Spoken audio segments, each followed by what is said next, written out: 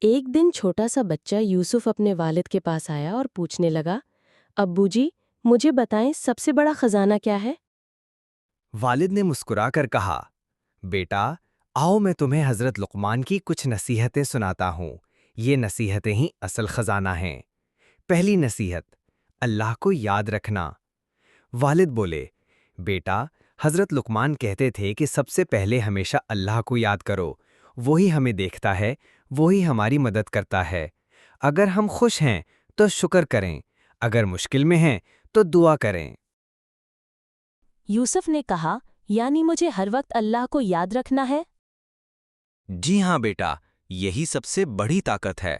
دوسری نصیحت، والدین کی عزت۔ والد نے بتایا کہ حضرت لقمان نے کہا تھا کہ اپنے والدین کی خدمت اور عزت کرنا سب سے بڑی نیکی ہے۔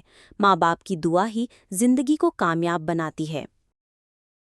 یوسف نے فوراً اپنی ماں کے پاس جا کر کہا، امی جی، میں آپ سے بہت پیار کرتا ہوں۔ امی نے خوش ہو کر دعا دی، اللہ تجھے نیک اور کامیاب بنائے۔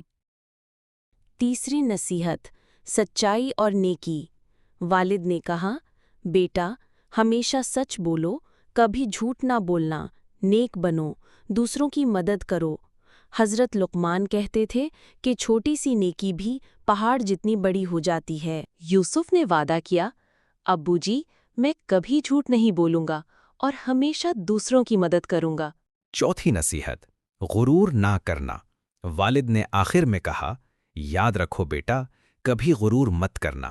اگر ہم طاقتور ہیں تو یہ اللہ کی دی ہوئی نعمت ہے۔ ہمیشہ نرم دل رہو، سب کے ساتھ اچھے سے بات کرو۔ یوسف نے کہا، ابو جی، میں وعدہ کرتا ہوں کہ میں ہمیشہ عاجزی سے رہوں گا۔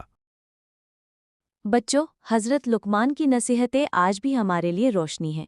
اللہ کو یاد رکھنا، والدین کی عزت کرنا، سچائی اور نیکی کرنا، غرور سے بچنا، یہی وہ خزانہ ہے جو ہمیشہ ہمارے ساتھ رہے گا۔